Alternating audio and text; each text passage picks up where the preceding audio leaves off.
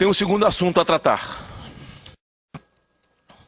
Esse assunto é as páginas amarelas da Veja, desse final de semana, que traz o pastor Silas Malafaia. Num país que discrimina evangélicos, uma massa, que hoje pensa, não é mais massa de manobra, mas mesmo assim é discriminada, e penso até que uma justa razão faz com que as pessoas, os meios de comunicação e os políticos, e aqueles que têm poder, discriminem esse povo. Eu acho até que eles têm razão, porque esses pastores e esse povo vive pregando tráfico de droga, é eles que incentivam o pessoal a roubar, a fumar crack, são os pastores, eu já disse aqui nessa tribuna, os motéis, as revistas pornográficas, tudo pertence a eles, os bordéis, a sacanagem da estrada, tudo pertence à igreja, a cachaçada, os alambiques, os uísques caros na madrugada, né? Como é que fala? Os vinhos caros, desse que Cachoeiro dava pro pessoal aí, o Cachoeira dava. Tudo é dos crentes. Então eles têm razão de discriminar, são tudo baderneiros. Onde vão, quebra, faz saque, rouba carga, quebra loja, rouba o mostruário. Então tem toda a razão de discriminar crente. E Silas Malafaia está aqui nas páginas amarelas da Veja. Eu nunca vi um crente lá não, estou até feliz da vida. Mas é um homem de posição, que não tem medo do debate, não tem medo do embate. E, por suas posições, o Silas está aqui. E fala a verdade o tempo inteiro. Fala de um evangelho de poder, que transforma, que muda a vida das pessoas. Do evangelho de Jesus, que tem poder para curar, tem poder para levantar, para erguer. Do evangelho que cura, que enxuga lágrimas, que faz refazer a vida, que mostra caminhos. De um Deus que dá alternativas de saída para o homem. Embora estendendo a mão para aqueles que precisam fazer a sua parte. Não é evangelho onde você senta esplendidamente numa rede e Deus vai fazer tudo por você se você se submeter a alguns sacrifícios. É preciso que você, no evangelho verdadeiro, faça a sua parte. Deus põe 70 na mesa. Você precisa se esforçar para botar 30, porque aí faz 100% e você realiza o seu sonho. Deus é um Deus ajudador. E ele fala desse evangelho poderoso que tem mudado a realidade do Brasil. Um evangelho poderoso que onde se planta uma igreja tem menos tráfico. Aliás, as igrejas, elas são ex alguma coisa. As igrejas evangélicas no Brasil são ex alguma coisa. As igrejas estão ex cheias de drogado, ex-prostituta, ex-assaltante, ex-quebrado, ex-desiludido, ex-suicida, ex-desesperado, ex-remédio controlado, ex alguma coisa. Você entra numa igreja evangélica, está cheia de ex alguma coisa. Alguém que veio de algum lugar. De uma confissão de fé que não respondeu pelos seus problemas. E o evangelho o alcançou. Então a igreja está cheia. Aí eu fico pensando que se esse povo ficasse tão triste, revoltado com o que falam, com o que discriminam, vamos fechar as igrejas todinha. Silas Malafaia. Vamos propor que feche tudo. Baixe as portas de tudo, senador Romero. E fala para esse povo, volta todo mundo para o lugar de onde vocês saíram. Milhões e milhares nos guetos, no crime, nas ruas. Avassalando a violência do país. E o país há que reconhecer o valor desse povo no enfrentamento à violência, às drogas, o álcool nesse país. Você não vê ninguém sair da igreja e ser obrigado a fazer bafômetro. Você não vê ninguém sair da igreja e atropelar ninguém alcoolizado na calçada. Você não vê isso. Porque o evangelho propõe uma vida diferente e o evangelho muda o homem por dentro, não é na fachada, é por dentro. E é mais ou menos isso. Não esconde a realidade aqui do seu ministério. Fala absolutamente claro. Não de um evangelho de prosperidade. Que você se sacrifica e Deus te dá. Não. Até porque prosperidade, a mulher mais próxima que eu já conheci na vida, a mais próxima, a criatura mais próxima que eu conheci foi minha mãe. E morreu ganhando meio salário mínimo por mês. Aí fala, mas como é que a mulher era próxima, ganhava próspera e ganhava meio salário mínimo por mês? Que prosperidade é essa? Prosperidade é casa na praia. Prosperidade é BMW. Prosperidade é dinheiro na caixa. Prosperidade é apartamento novo. Não é não. Prosperidade é ter de Deus o privilégio de não conhecer a miséria. Minha mãe era pobre, não era miserável. Miséria é demérito. Pobreza não. Jesus disse, os pobres sempre tereis convosco. O pobre tem sempre comida na mesa. Não é caviar. Não é lagosta, que até é um trem muito ruim. Eu nunca nem comi esse caviar. Não comi, eu só ouço falar, dizia Zeca Pagodinho. Mas diz que é ruim. Mas tem coisa melhor do que ovo frito com arroz? Do que carne no feijão? Tem? Pobre tem carne no feijão, pobre tem ovo, tem carne para comer. E hoje já melhorou bem o Brasil, né? Já esquenta tudo micro-ondas, já tem fogão com 200 bocas e tal, porque melhorou mesmo. E hoje eles até debocham chamando de pobre emergente. Olha que bacana. Então todo mundo viajando para Disney, comendo nas praças de alimentação do shopping, né? E o Lula fez uma opção boa, fez uma opção pelos pobres, isso é bacana. Jesus também fez. Os pobres sempre tereis convosco. Então pobreza não é demérito. Miséria sim. Minha mãe não era miserável. Ela ganhava meio salário mínimo, mas era próspera, porque não conheceu a miséria. Ele fala desse evangelho aqui, desse tipo de prosperidade. Abre o jogo sobre o seu ministério. E aí fala de algumas coisas polêmicas também, de aborto, né? Diz que o Brasil não é um país homofóbico, e não é. Porque a homofobia é uma doença que o indivíduo vê o homossexual, ele quer matar. Ele quer destruir, ele quer jogá-lo debaixo de um caminhão, ele quer esganar. Esse é um desgraçado doente.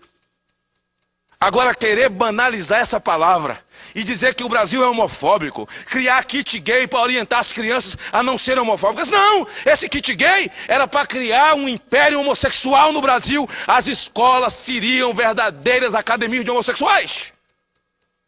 O Brasil não é homofóbico, porque o sujeito que mata um gay, ele mata um aposentado, ele mata um negro. O sujeito que assalta um homossexual, ele assalta um deficiente físico, ele assalta um índio.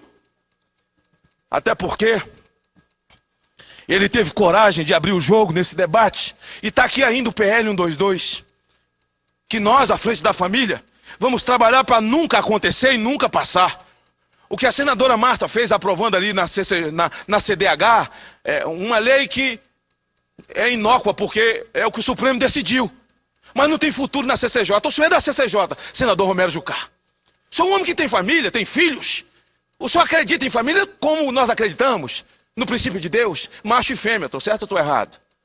Não estou certo? Quando uma mulher está grávida, fala, está grávida de um menino. Ou de uma menina, fala, estou grávida de um homossexualzinho.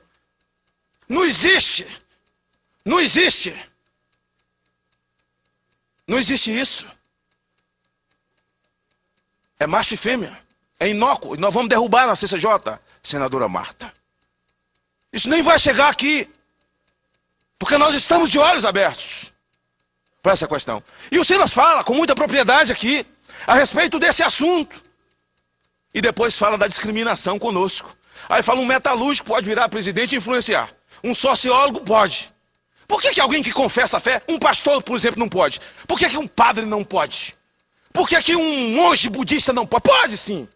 Pode sim. Por que discriminar aqueles que estão pregando um outro tipo de comportamento na sociedade?